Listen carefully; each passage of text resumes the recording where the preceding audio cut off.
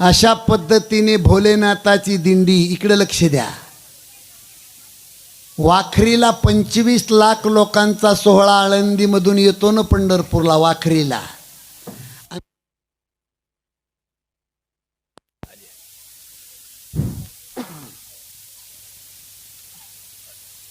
Hello, त्या गर्दीमध्ये भोलेनाथांनी नंदी बैल घुसवला. 80-80 वर्षाचे म्हातारे टाळकरी उडी मारून टाळ वाजून बेहुश होऊन नाचायचे. वरून पाऊस आणि चिखलात पाय घसरला की गढूळ पाण्याची पिचकारी मस्तकापर्यंत जायची. आणि ते गढूळ पाणी पाहून माता पार्वती आपल्या पतीला म्हणती, छी माय, छी छी छी छी छी. कशाची घाण आली की शिकलेल्या बाया असं नाक मोडून असं करतात, छी माय. पार्वती म्हणली, माय ही घाण तुमचं पंढरपूर आणि तुमचा इटोबा, आपला संबंध नाही. तिथंच उतरली ती. आजही पंढरपूरला गेला तर रेल्वे पठाराच्या जवळ छोटं पार्वतीचं मंदिर आहे. भोलेनाथासोबत पंढरपूरला गेली नाही आणि आध्यात्मिक तत्व तिथं शिकवतंय. जगातला सगळ्यात मोठा संत भगवान शंकर आहेत. आणि संत ज्या वेळेला देवाकडे जातात त्यावेळेला मायासोबत टिकत नसती, आध्यात्मिक तत्व शिकवतं. भगवान शंकर गणपती नंदी बैलावर बसून चंद्रभागेचं स्नान, पुंडलिकाचं दर्शन, महाद्वारातला पहिला चौक, गर्दीत नंदी इकडे लक्ष द्या बाई, पुरी हो इकडे लक्ष द्या. गर्दीत नंदी बैल घुसवला. 2-4 वारकरी नंदी बैलांनी घोटाळले. वारकऱ्यांनी नंदी बैल पकडला. भगवान शंकराला धमकी दिली, ए जटावाल्या बाबा, काही डोका आहे की नाही? वारकरी तुडवत चाललाय, उतरा खाली. घाबरले वारकऱ्याला भोलेनाथ, खाली उतरले. आणि आजही पंढरपूरला जा, तो नंदी बैल हनुमंतरायाच्या दक्षिणमुखी हनुमंतरायाचं मंदिर आहे महाद्वाराच्या चौकात, तिथं नेऊन नंदी बैल बसवला. मंदिरामध्ये डाव्या कोनाड्यामध्ये गणपती बाप्पा ठेवला. पांडुरंगाच्या समोर भोलेनाथ जातात. विटेवरच्या मालकानं पाहिलं, माझे स्वामी आलेत. विटेवरून उडी टाकली आणि भोलेनाथाला अलगद उचलून आपल्या मस्तकावर घेतलं. आजही पंढरपूरला गेलात तर पांडुरंगाच्या मस्तकावर महादेवाच्या लिंगाची स्थापना आहे. हरिहरा भेद नाही नका करू. कुठं राहिला भेद? श्री दोन्ही देव एक पायी, देव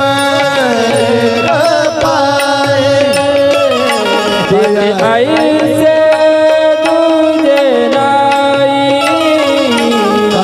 ऐसे तुझे नाही, ऐसे तुझे नाही.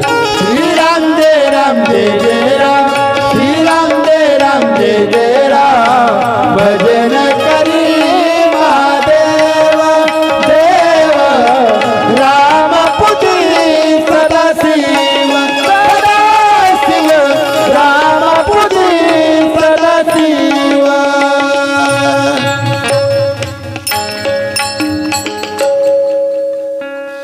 पांडुरंगाने जर महादेवाच्या लिंगाची स्थापना डोक्यावर घेतली असेल तर आडवं भस्म लावणाराला उभ्या गंधावाल्याचा राग काबून यावा. ही समाजामध्ये भक्ती करणारी जी 2 प्रकारची मंडळी आहे ना, आडव्या गंधावाले आणि उभ्या गंधावाले, त्याच्यासाठी पहिला 1.5 दिवस रामायणामध्ये शिवचरित्र लिहिलं.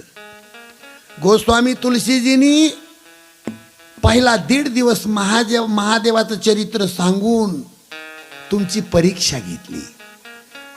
ज्या श्रोत्याला महादेवाचं चरित्र आवडतं त्यालाच रामायण ऐकण्याचा अधिकार आहे. महादेवाची टिंगल कुणी करीत असेल त्यानं रामायणाच्या व्यासपीठासमोर सुद्धा बसू नये, हा भाव आहे. आणि महत्वाचं सांगतो, जगामध्ये ज्याला श्रीमंत व्हायचंय त्यानं भोलेनाथाची पूजा करायची. कारण महादेवाची श्रीमंती इतिहासामध्ये अशी नोंद आहे, 410 साली चंद्रवल्लभ गुप्ता नावाच्या राजाने सोरटी सोमनाथाच्या मंदिराचा जीर्णोद्धार केला होता. इकडे लक्ष द्या. 300 एकरचा परकोट होता. भोलेनाथाच्या मंदिरासमोर जो सभा मंडप होता त्याचे खांब वतीव सोन्याचे होते. एक खांब 1000 मनाचा, असे 777 खांब होते. महादेवाच्या मंदिरामध्ये त्या काळामध्ये सोमनाथाची पिंड हवेत 8 फूट तरंगत होती. त्या मंदिराच्या समोर जी घंटी होती ती 5000 मनाची सोन्याची होती. त्या घंटीतला सोट हलवण्यासाठी माणसं नव्हते. इकडून 20 हत्ती, इकडून 20 हत्ती. हत्तीच्या सोंडामध्ये सोन्याचे साखळदंड होते. जशी सोंड हलल तशी घंटी वाजत होती. सोमनाथाच्या मंदिरामध्ये 2 दानपेट्या ठेवलेल्या होत्या. त्या दानपेट्यामध्ये काही लोक लाह्या फुटाने टाकीत नव्हते. हिरे माणिक पाचू मोती सोन्याच्या मोहरा टाकीत होते. नीट लक्ष द्या. दिवसामध्ये 3 वेळेला त्या पेट्या खाली कराव्या लागत होत्या आणि त्या दानपेट्यातलं धन कोषगृहात नेऊन टाकण्यासाठी दिवसभर 200 हत्ती चालत होते. 410 साली भगवान शंकराच्या मंदिराची ही उभारणी चंद्रवल्लभ गुप्ता नावाच्या राजाने केली होती. आता तिथं जाऊन पहा तुम्ही, ते आहे का? कुठं गेली ही श्रीमंती? 1024 साली गजनीवरून मोहम्मद आला. ही सगळी श्रीमंती तोडफोड केली आणि तो मोहम्मद लाखो हत्तीवर ही संपत्ती लादली आणि गजनीला घेऊन गेला. मला महत्वाचं सांगायचे, रावण श्रीमंत कशामुळे? भोलेनाथाचा भक्त आहे. ज्या माणसाला श्रीमंत व्हायचे त्यानं भगवान शंकराची भक्ती करायची, पण रावणासारखं वागायचं नाही. एवढं डोक्यात ठेवायचे. चला पुढं. आता इथून पाठीमाग आज आपल्या रामायणामध्ये शिवचरित्र संपलं. आता रामचरित्राला सुरुवात करायची. आज आपल्या रामायणात 5 वाजायच्या अगोदर राम जन्माला येणार. देव का जन्माला येतो त्याचे महत्वाचे 3 कारण आहेत. हळूच थांबा, राहू द्या, थोडं राहू द्या. देव जन्माला येतो त्याचे महत्वाचे 3 कारण आहेत. पहिलं कारण, आज फुलसांगवीमध्ये राम जन्माला येणार, त्याचं 1 नंबरचं कारण आहे संत श्रेष्ठ वामन भाऊचं प्रेम. जगाचा बाप वरून खाली येणार आज. कशासाठी? भाऊच्या दर्शनासाठी. भक्ताच्या प्रेमासाठी देव जन्माला येतो. नंबर 2, त्या भक्ताला जर कोणी त्रास देत असेल तर त्याचा नायनाट करण्यासाठी देव जन्म घेतो. नंबर 3, डुबलेला धर्म स्थापन करण्यासाठी देव जन्म घेतो. महत्वाचे हे 3 कारण आहेत. दुसरा मुद्दा, काय माणसाला संशय येऊ शकतो, हे रामायण रोजच चाललंय, महाराज खरंच राम जन्माला येईन का?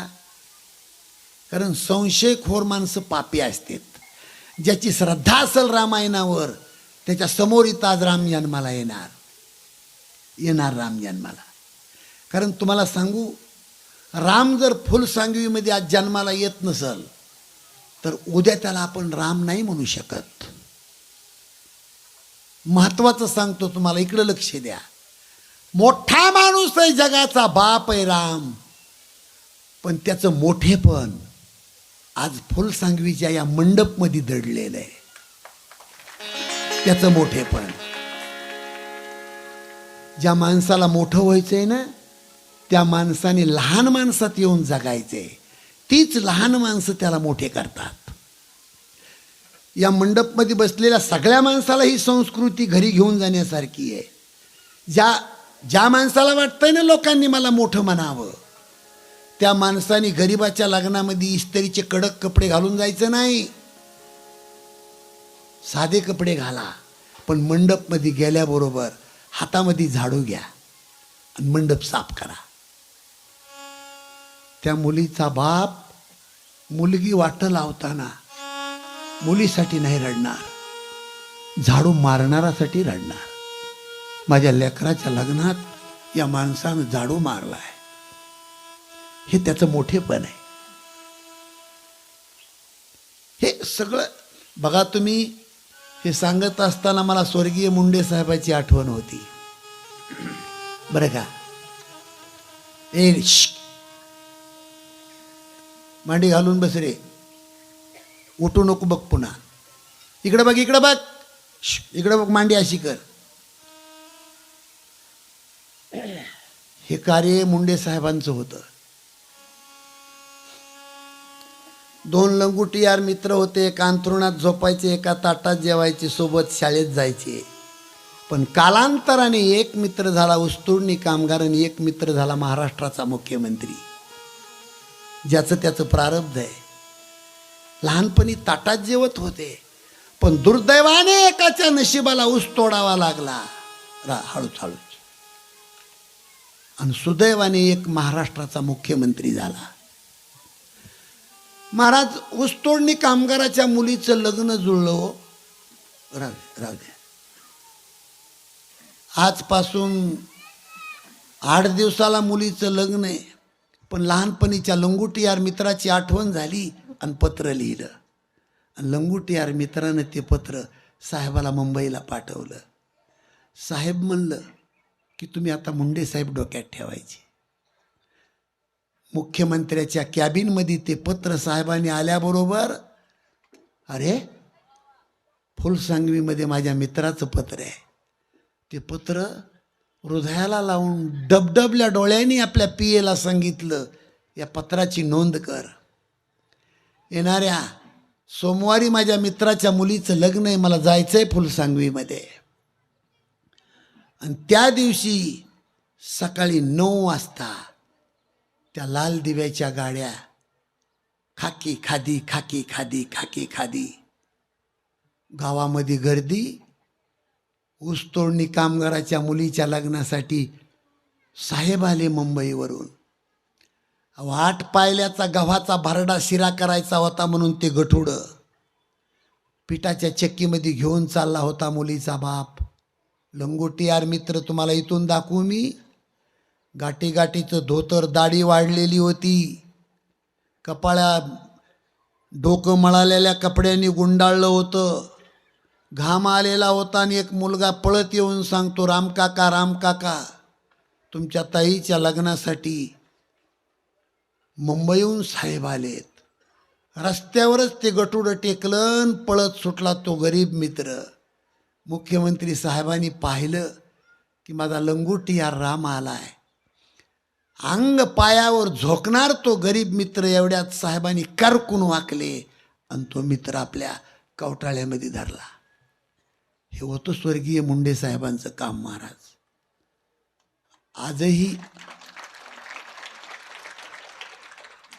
आजही लोक रडतात. खरा पोलादी पुरुष जर कोण होऊन गेला असेल तर मुंडे साहेब. गरीब मित्र उचलला, कडकडून मिठी मारली तर त्या मित्राच्या अंगावर फक्त हाडं होते. डबडबल्या डोळ्यांनी साहेब म्हणले, राम, तुझ्या अंगावर नुसते हाडच आहेत. काय करू साहेब, मला ऊस तोडावा लागतोय. तो मित्र म्हणतो, साहेब तुम्ही माझ्या लेकराच्या लग्नाला यावा ही भावना नव्हती केली मी, पण मुंबईहून माझ्या लेकराच्या लग्नासाठी आलात.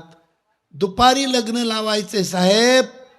कुठं, घर छोटं आहे माझं, कुठं बसता तुम्ही.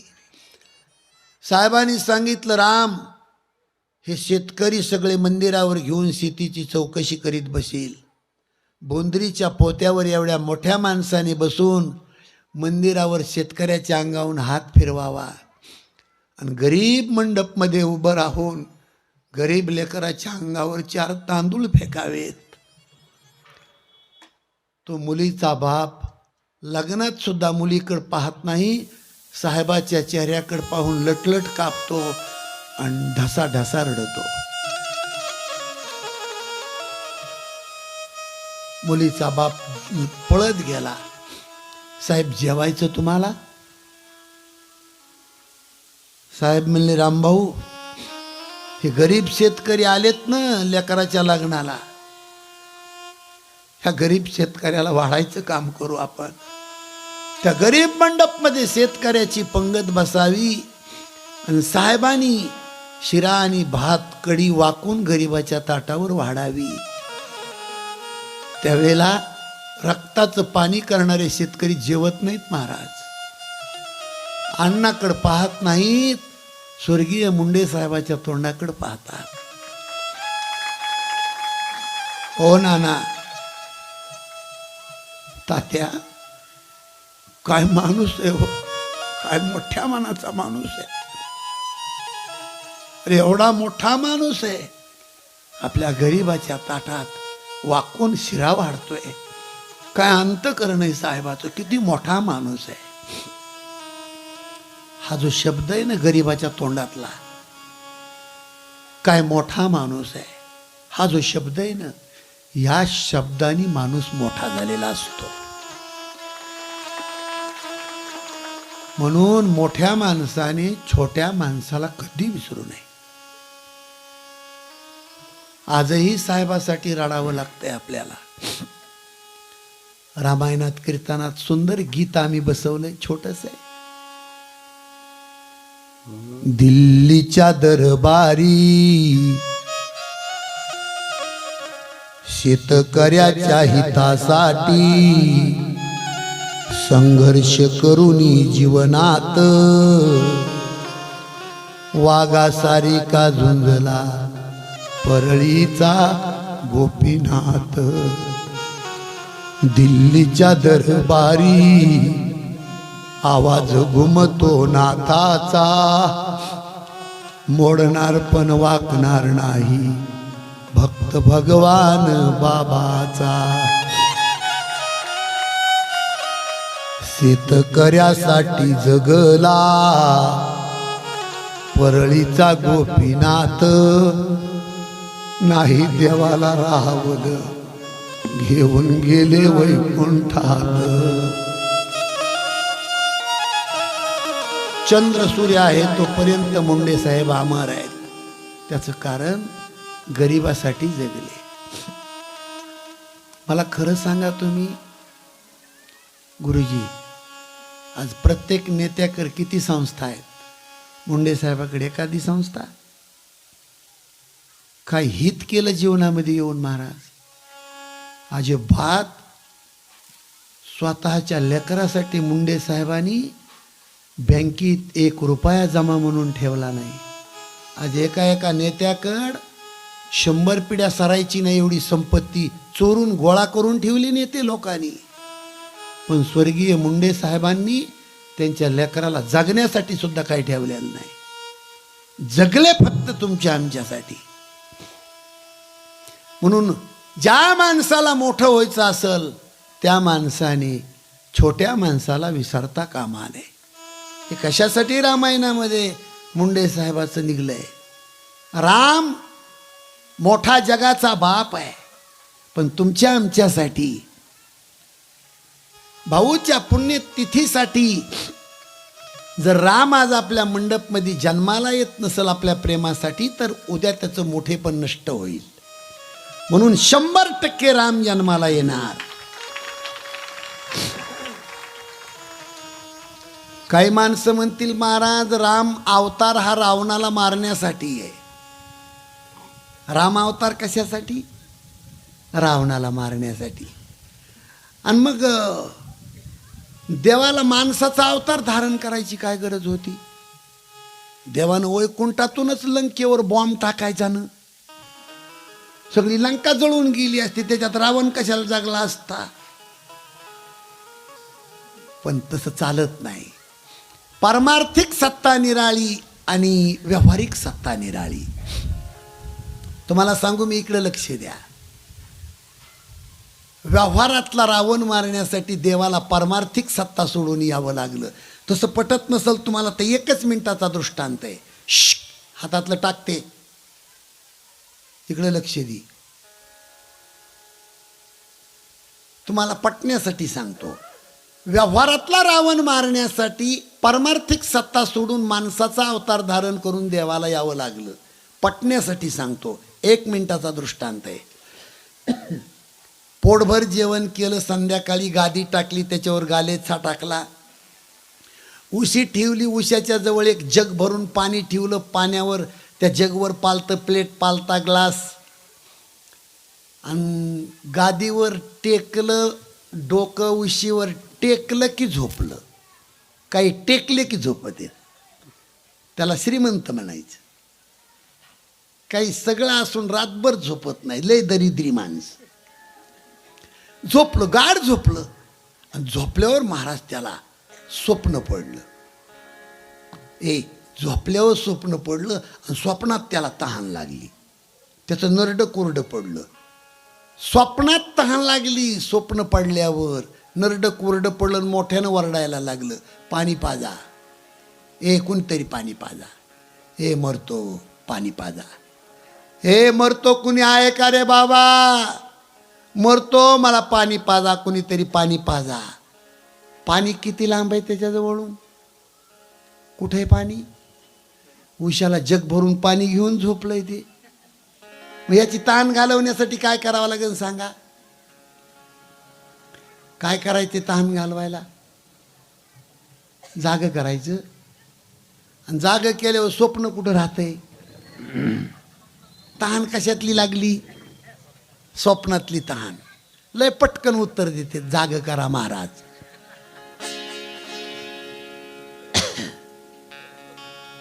मग याची तहान घालवण्यासाठी काय करावं लागेल? स्वप्नातली तहान घालवायची. स्वप्नामध्येच याच्या समोर एक वॉटर बॅग घेऊन पळत होतं, पण स्वप्नात पटकन उठलं, त्या वॉटर बॅगवाल्याला पकडलं, 2 लिटरची वॉटर बॅग गटगटा पाणी पिलं, दृष्टांत संपला. स्वप्नातली तहान भागवण्यासाठी स्वप्नातलं पाणी लागतं, तसं व्यवहारातला रावण मारण्यासाठी वॉटर बॅगवाल्यासारखं देवाला माणसाचा अवतार धारण करून रावण मारावा लागला. राम अवताराचे, रामाला जन्म का घ्यावा लागला याची 5 कारणं सांगायची आहेत, आणि राम जन्म साजरा करायचा आहे. किती वाजले आता? 3:30 वाजले. मग काय 4-5 तासच शिल्लक आहेत आपले. 1.5 तास म्हणजे 90 मिनिट शिल्लक आहेत. 90 मिनिटामध्ये सगळं झालं पाहिजे. तुम्ही इकडे लक्ष द्या. रामाला जन्म का घ्यावा लागला? गोस्वामी तुलसीजींनी 5 कारणं सांगितले. अगदी सुटसुटीत सांगतो तुम्हाला, पण असं टवकारून लक्ष द्या. पहिलं कारण आहे, पहिलं कारण, भगवंताच्या दर्शनासाठी सनत कुमार येत होते, आणि दारावर 2 राखणदार होते, त्यांचं नाव आहे जय आणि विजय. पण देव झोपलेले असल्यामुळं जय आणि विजयनी सनत कुमाराला बंधन केलं. मालक मध्ये झोपलेत, तुम्ही मध्ये जाऊ शकत नाही, आणि सनत कुमाराला ढकलून दिलं. सनत कुमार धरणीवर पडले. सावरून सनत कुमार उठले आणि त्या जय आणि विजय द्वारपाळांना शाप दिला. मूर्खा हो, देवाच्या दर्शनाला जात असताना तुम्ही अपमान केला माझा, माझा शाप आहे तुम्हाला, तुम्ही राक्षस होऊन पडणार. हे देवालाच मध्ये कळालं. देव धावत आला आणि सनत कुमाराला माफी मागितली, शाप दिला, पण काहीतरी उशाप द्या. आणि मग सनत कुमाराने उशाप दिला, हे 3 जन्म राक्षसाचे घेतील. आणि सनत कुमार म्हणले, 7 जन्म जर यांनी भजन केलं तर मुक्ती प्राप्त होईल, आणि 3 जन्म मारामारी केली तर मुक्ती प्राप्त होईल. फायदा एकच, पण करायचं काय? 7 जन्म भजन केलं तर मुक्ती, 3 जन्म मारामारी केली तर मुक्ती. हे जय आणि विजय एकामेकाच्या कानात बोलायला लागले, दादा, 7 जन्म टाळ कुठल्यापेक्षा 3 जन्म मारामारी करू ना, अरे फायदा तर एकच आहे. ओ बाबा, भजन नाही येत बाबा, आम्ही मारामारी मस्त करतो. सनत कुमार म्हणले, तथास्तु. ह्या 2 द्वारपाळांनी 3 जन्म राक्षसाचे घेतले. पहिला जन्म हिरण्यकश्यप आणि हिरण्यक्ष, दुसरा जन्म रावण आणि कुंभकर्ण, आणि तिसरा जन्म वक्रदंत शिशुपाल. या दोन्हीच्या मधला जो जन्म आहे रावण कुंभकर्णाचा, यांना मुक्त करण्यासाठी राम अवतार. राम अवताराचं एक कारण संपलं. राम अवताराचं दुसरं कारण आहे. महिला मंडळी लक्ष द्या. वृंदा नावाची पत्नी महान पतिव्रता, पण तिचा मालक दैत्य होता. असतंय कधी कधी जोड चांगली लागत नाही, सारखी जोड लागत नाही. बाई 16 सोमवार करती, पण मालक रोज लय जेम खेळतच येतात. काय करते सोमवारवाली ती? वृंदा नावाची स्त्री महान पतिव्रता, पण तिचा पती राक्षस होता. भगवान शंकर त्या जालंधर दैत्याला मारण्यासाठी 6 महिने युद्ध खेळत होते, पण तो दैत्य मरत नव्हता. त्याचं कारण पत्नी पतिव्रता होती, तिचं कुंकू बळकट होतं. शेवटी भगवान शंकर विष्णुदेवाकडे गेले. दैत्याला कसं मारायचं? विष्णू भगवंतानं सांगितलं, जा म्हणले, आज मरण तो दैत्य. स्वतः देवानी तिच्या नवऱ्याचं रूप घेतलं आणि त्या वृंदेच्या महालामध्ये जाऊन तिचं पतिव्रता पण नष्ट केलं. तिच्या अंगाला नुसता स्पर्श केल्याबरोबर तिचा पती महादेवाच्या हातातून मारल्या गेला. 2 नौकर पळत आले. राणीसाहेब, मालक मारल्या गेले रणांगणाच्या ठिकाणी. वृंदा नावाची स्त्री म्हणते, हा कोण आहे? माझा मालक तर माझ्या समोर आहे. देवानं खरं रूप प्रगट केलं. वृंदा, मी तुझा पती नाही. वृंदा, मी जगाचा बाप आहे, भगवान विष्णू. खरं रूप प्रगट केलं. मग वृंदा नावाची स्त्री म्हणते, तू देव तुझ्या घरचा, माझ्यासारख्या पतिव्रता स्त्रीचं व्रत नष्ट केलंस, आजपासून दगड होऊन पडशील. आणि मग ती वृंदा नावाची स्त्री म्हणते, माझा पती मारून माझं कुंकू पुसलंच देवा तू, पण तोच माझा पती पुढल्या अवतारात तुझी बायको 6 महिने चोरून घेऊन जाईल. म्हणून सीता चोरली होती. हे उगच नाही, जैशी करणी वैसी. हे तू का माने पतिव्रता, तू का माने पतिव्रता.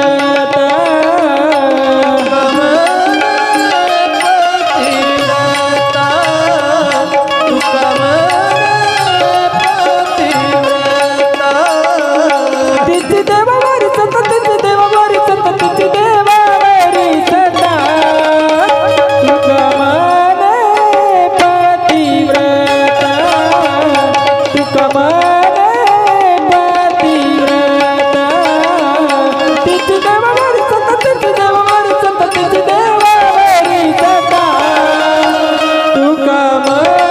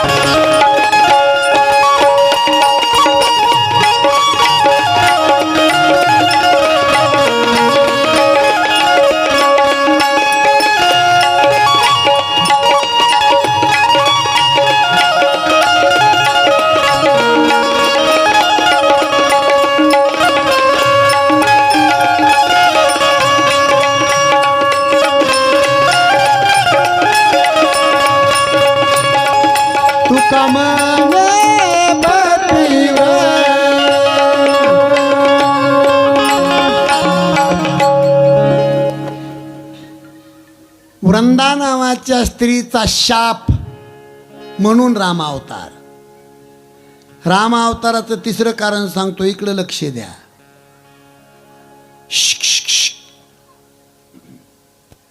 कालवा करू नका ए मावश्या हो. ते लेकरं आपापले जवळ घ्या. शिस्त ठेवा, शिस्त. प्रत्येक महिलांना माझी विनंती आहे, आपल्या भोवताली 10-5 महिला रामायण ऐकतात, त्यांची नुकसान होती. त्याच्यासाठी शिस्त ठेवा. राम अवताराचं तिसरं कारण सांगतो. नारदच्या पदीन एक बारा कल्प एक लगती अवतारा गिरिजाचे गीत वयसुनी बानी नारद विष्णू भगत पुण्यानी. जय सिया राम बोल जय सिया राम जय सिया राम बोल जय सिया राम.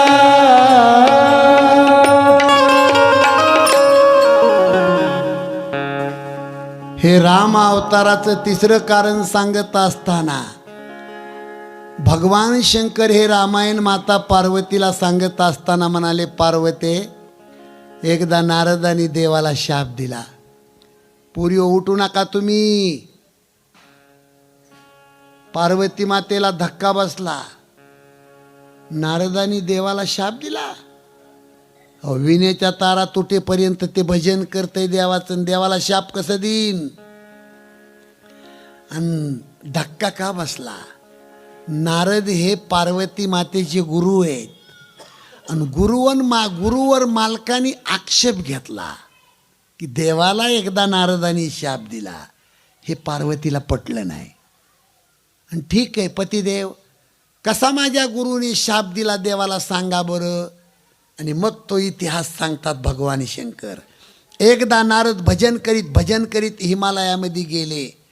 जम्मू काश्मीर सारखं शीतळ वातावरण पाहून दगडाच्या बालीवर बसून भजन सुरू केलं. श्रीमन्नारायण नारायण नारायण श्रीमन्नारायण नारायण नारायण. बोला बोला.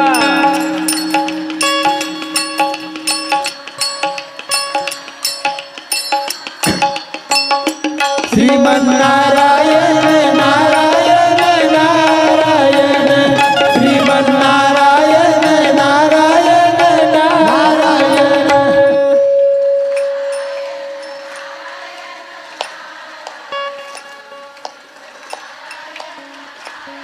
हो हो,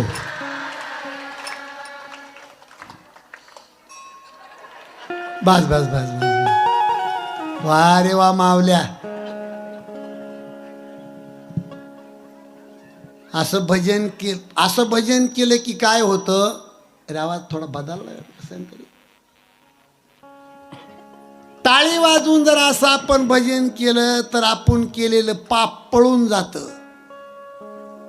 एखादी मावशी म्हणीन, महाराज ते पाप कुठं जातं हो? जी भजन करीत नाही तिच्या टाळूवर जाऊन बसतो. म्हणून हे कुठं डांबा डावका पडलेला असला तर त्याच्यासाठी दृष्टांत सांगितला यो. श्रीमन्नारायण नारायण नारायण. वा वा.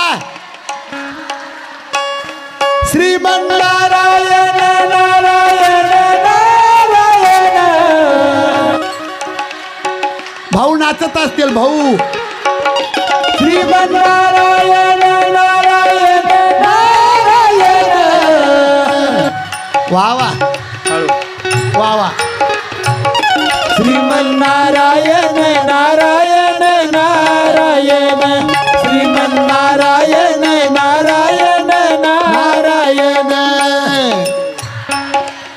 हा हळूहळू म्हणजे ताल जात नाही. श्रीमन्नारायण नारायण नारायण.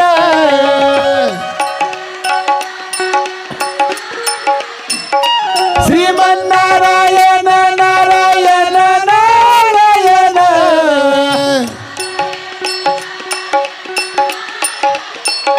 श्रीमन्नारायण नारायण नारायण श्रीमन्नारायण नारायण नारायण. वा वा वा रे वाजा माय मावल्या. श्रीमन्नारायण नारायण नारायण.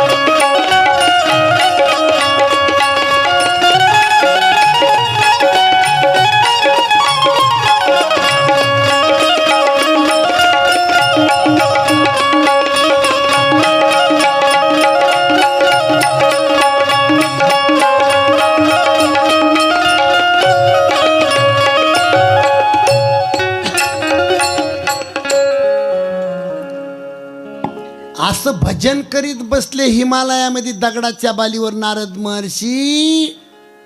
आणि भजन करता करता समाधी लागली. 33 कोटी देवाचा राजा इंद्र घाबरला. इंद्राला वाटलं इतकं भजन जर या शिंडीवाल्यानं केलं तर माझी खुर्ची जाऊ शकती, राजगादी जाऊ शकते माझी. म्हणून इंद्रानं कपट मनामध्ये ठेवून कामदेवाला पाठवलं. आणि जवान जवान स्त्रिया नारदाच्या समोर येऊन नाचू लागल्या. 1 महिना कामदेवानं प्रयास केला, पण डोळे उघडून नारदानी तो कामदेव पाहिला नाही. अपमानित होऊन कामदेव वापस. आणि तिथून पुढे 1 महिन्यानी विना घेऊन नारद महर्षी उठले. नारायण नारायण कैलासावर भगवान शंकराच्या दरबारामध्ये नारायण. भोलेनाथ म्हणले या या. नारद म्हणले काय या? तुम्ही म्हणत होते काम कोणी जिंकू शकत नाही, या पठ्ठ्यानं काम जिंकला. महादेवाला कळालं यानं काम जिंकलाय. पण काम जिंकल्याचा गर्व वाढला ना. गर्व गर्व. एक गेला रोग आणि एक आला. असंच होतं. देवदेव करायला जातो माणूस आणि गर्व घेऊन घरी येतो. हे 4 धामाला गेलेले माणसं गावात माघारी आल्यावर 1 महिनाभर गावाला सुद्धा खाऊ देत नाहीत.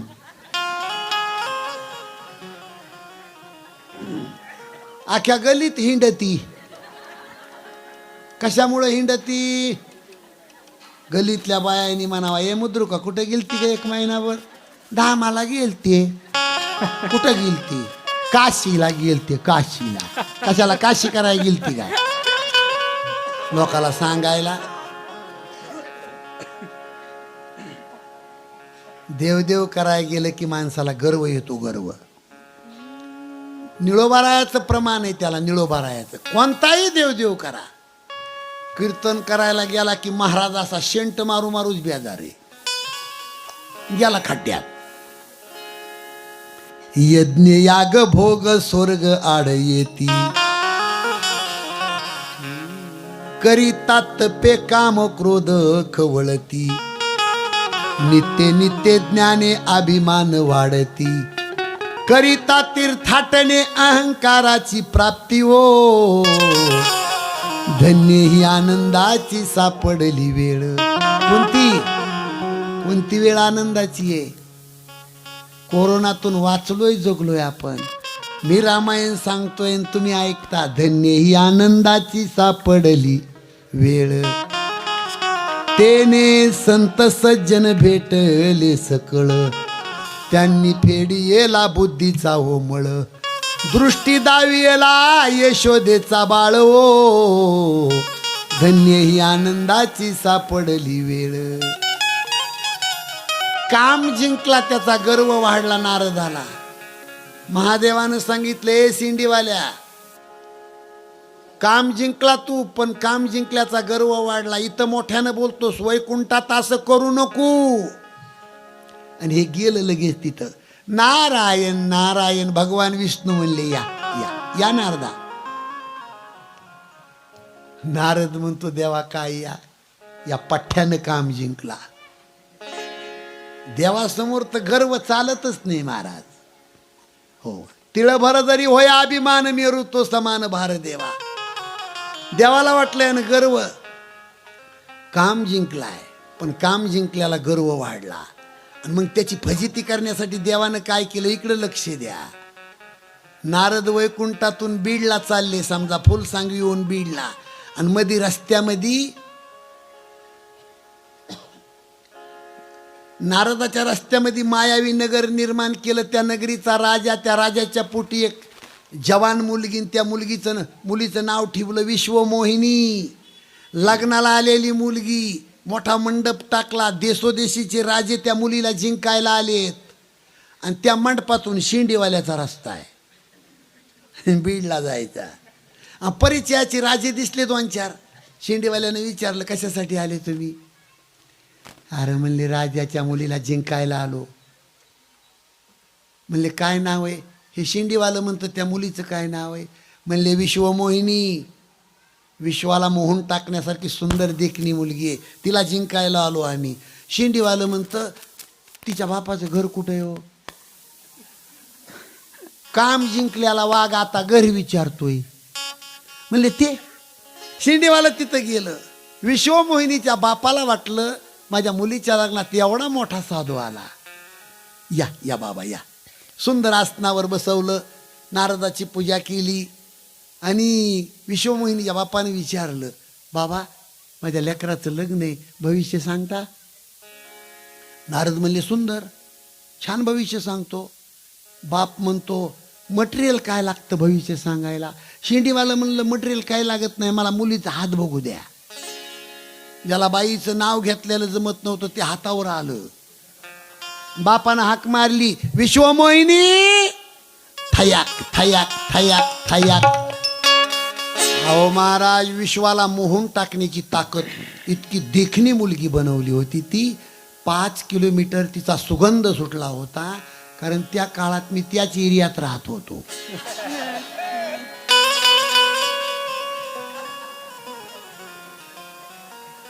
अहो तिचा हात घेतला नारदाने हातामध्ये आणि तिचं सवास भविष्य होतं. ती शेंडीवालं घाबरलं आणि उलटं भविष्य सांगितलं. तिचं भविष्य कसं होतं? भविष्य कसं होतं तिचं? जगाचा मालक हिला पती मिळणार आहे असं भविष्य होतं. पण यानं उलटं भविष्य सांगितलं, ही ज्याच्या गळ्यात हार घालील तो जगाचा मालक होईन. भविष्य कसं होतं? तुमच्या मुलीला सरकारी नोकरी लागलेला मुलगा मिळणार असं भविष्य होतं. पण शेंडीवाल्यानं उलटं सांगितलं, कसं? ही ज्याच्या गळ्यात हार घालील त्याला सरकारी नोकरी लागल. हात सोडून दिला आणि पटांगणाला आला नारद. अहो बिघाडला नारद, मनाची मनालाच बोलतो आणि येडच लागलं त्याला. कसा करतो नारद? माझ्याकडे लक्ष द्या.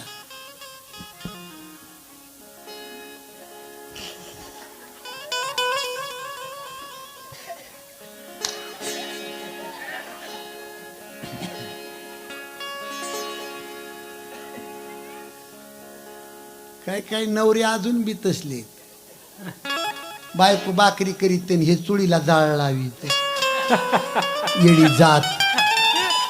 आणि बाकरी करताना मी तिच्या तोंडाकडे बघून कसं करतं.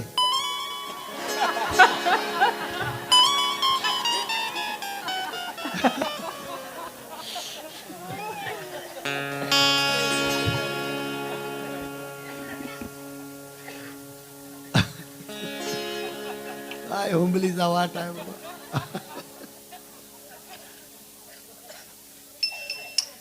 अरे माझा मामाच एक तासलाय. बायको बाकरी करती, तो जाळ लावितो आणि तिच्या तोंडाकडे बघून काय बोलतो काय की, पण होटावर होट आपटिल्यालाच असतो. सारखं असं करते बा.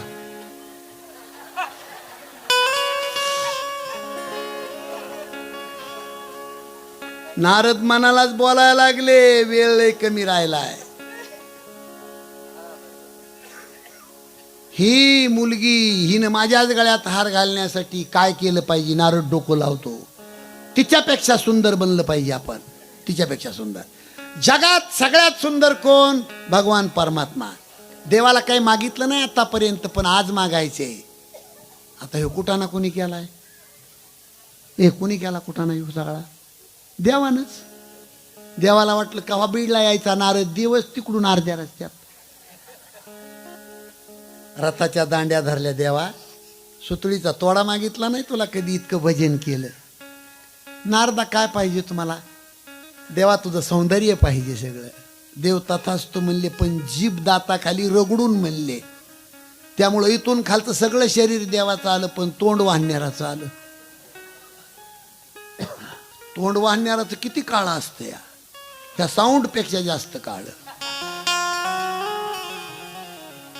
पण स्वतःचं तोंड स्वतःला दिसतंय का महाराज? इथून खाल्लं शरीर सगळं देवाचं आलं, पण तोंड वाहण्याराचं तोंड स्वतःला दिसत नाही. पण खाली बघून नारद खुश, इतका खुश. इस्त्रीचे कडक कपडे मालकाने घातले का नाही की फारलांग 2 फारलांग मालक नीट नाही चलत मावश्यावर, असे चलत येत.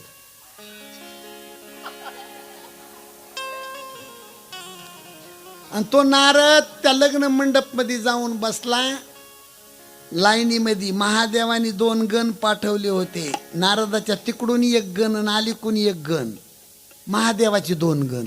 ते 2 गण विशाल एकामेकाकडे पाहायचे, कधी कधी मधी पाहायचे आणि हसायचे. ते 2 गण कसे बघायचे, कसे हसायचे, तुम्ही माझ्याकडे लक्ष द्या.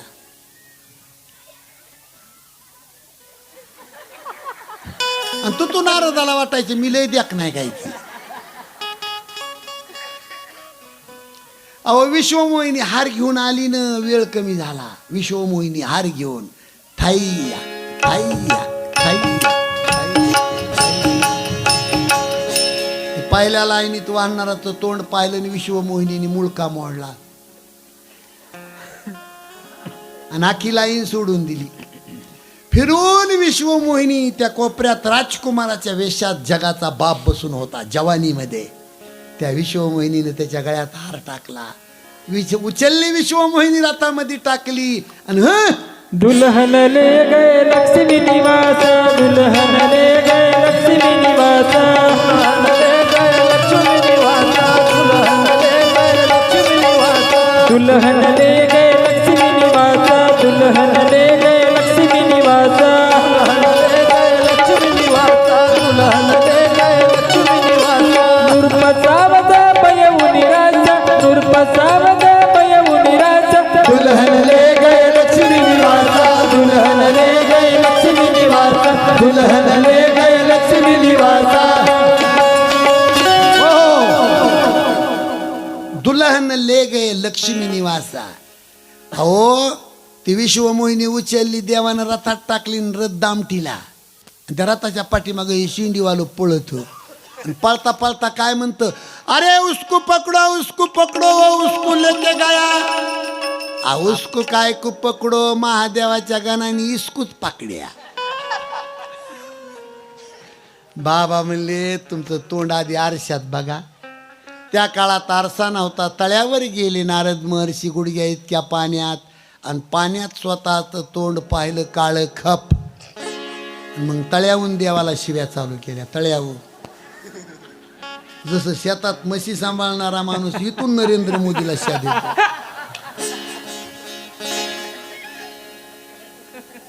तळ्याहून शिव्या चालू. कपटी आहेस तू, पुण्यवंत पाताळ लोकी नेला, पुण्यवंत पाताळ लोकी नेला, दरिद्री त्वा भाग्यवंत केला, दरिद्री त्वा भाग्यवंत केला, चोरट्याचा बहुमान वाढविला, चोरट्याचा बहुमान वाढविला, कीर्तिवानाचा अपमान केला, कीर्तिवानाचा अपमान केला. धुंद झाला तुझा दरबार, धुंद झाला तुझा दरबार, धुंद झाला तुझा दरबार, धुंद झाला तुझा दरबार. पतिव्रता तीव्रता गुंतविली, पतिव्रता तीव्रता गुंतविली, वेशागणिकाचा सत्य लोका नेली, वेचगणिका त्वा सत्य लोकानेली, कळी स्वकुळात्वा लाविली, कळी स्वकुळा त्वा लाविली. यादव वृंदा गोष्ट बरी नाही केली ओ, यादवंता गोष्ट बरी नाही केली. धुंद झाला तुझा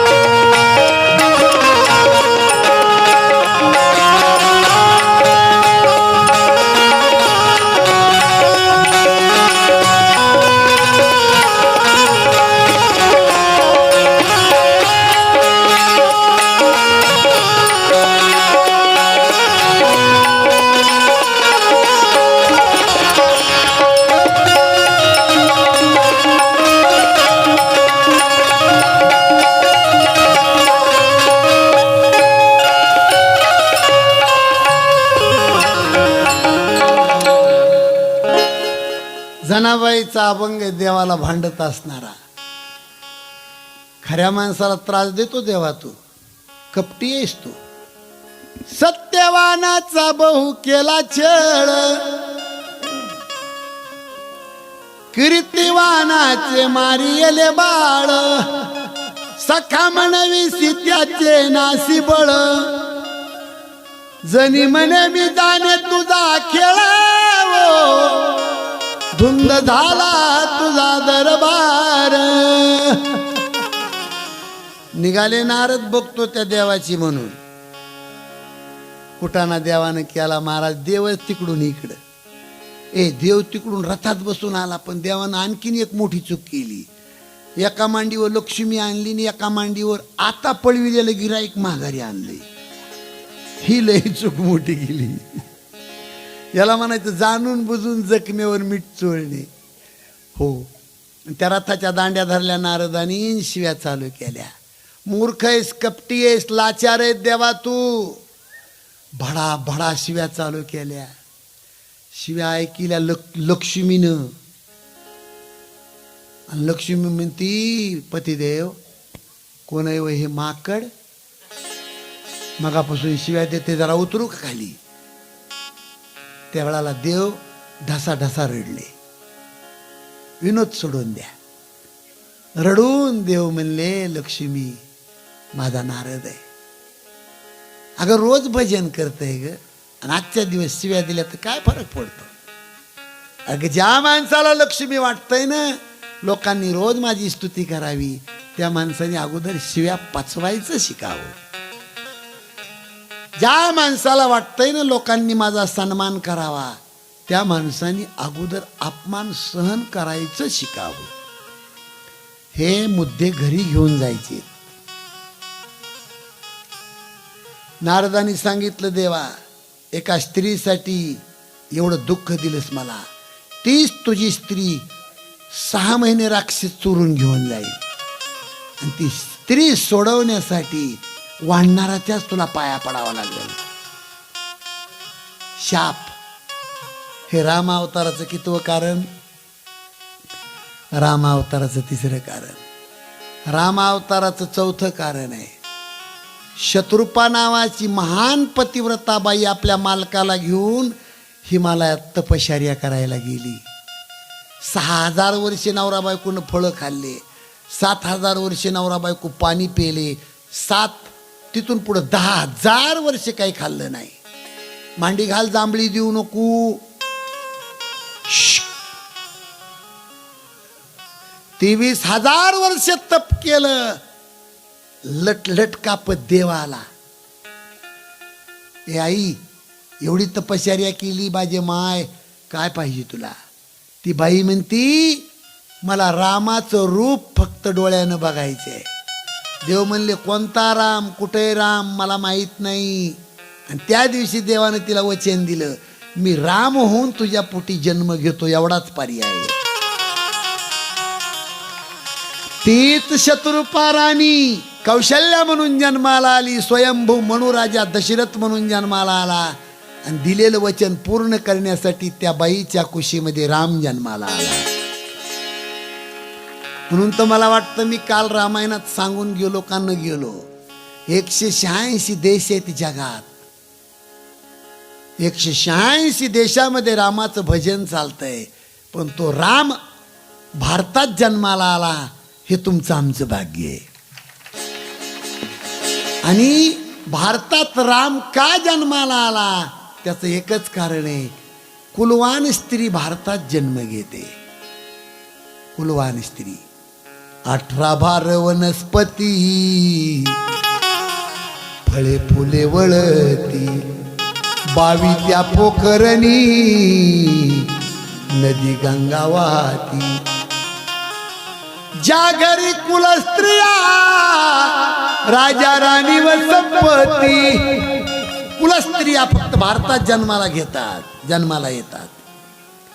म्हणून भाऊ इथं जन्माला आले कुलवान स्त्रीच्या पोटी. चला पुढं. राम जन्माचं 5वं कारण सांगायचंय, वेळ कमी होत चालली आपली. प्रतापभानू नावाचा राजा, त्याचा एक सक्का भाऊ आरिमर्दन, त्यांच्याकडे एक सात्विक प्रधान होता धर्मरुची. जग जिंकून जगावर सत्ता प्राप्त केली प्रतापभानू नावाचा राजा. आणि एक दिवशी जगावर सत्ता प्राप्त करून सुद्धा समाधान वाटत नाही, शिकार खेळायला जंगलात गेला.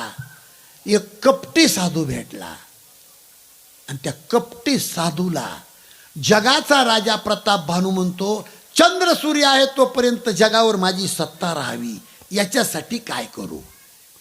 तो साधू होता कपटी. कपटी साधू म्हणतो, राजा चंद्र सूर्य आहे तोपर्यंत तुझी सत्ता राहीन, फक्त एक काम कर. काय करू. जगातले जेवढे ब्राह्मणाचे लोक आहेत तेवढे तुझ्या घरी जेवायला बोलव, फक्त स्वयंपाक करायचं काम माझ्याकडे दे. ज्या दिवशी ब्राह्मण जेवायला आले त्या दिवशी पात्रावर अन्न वाढलं, पुंडली म्हणून जेवायला सुरुवात करणार.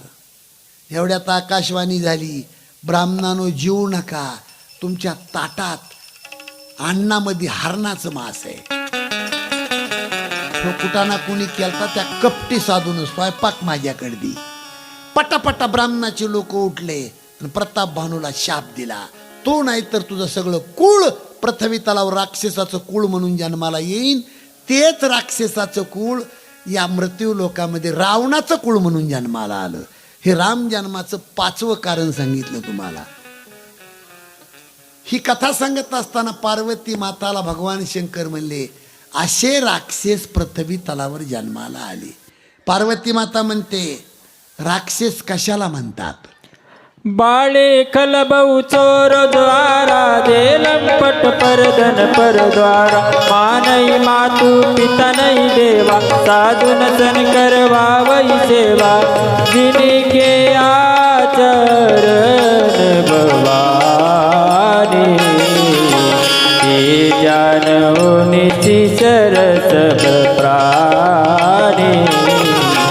जय सिया राम बोलो जय सिया राम, जय सिया राम बोलो जय सिया राम.